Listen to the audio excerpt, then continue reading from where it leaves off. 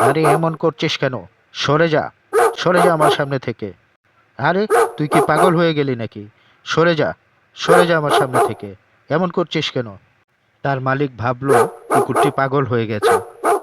উপায় না দেখে তিনি কুকুরটিকে গুলি ছুড়লেন। তারপর তিনি ঘোড়া ছুটিয়ে চলে যেতে লাগলেন। হঠাৎ তার টাকার থলের কথা মনে পড়ল। তখন তিনি ঘোড়া ছুটিয়ে দ্রুত সেই বিশ্রামের স্থানের দিকে যেতে লাগলেন।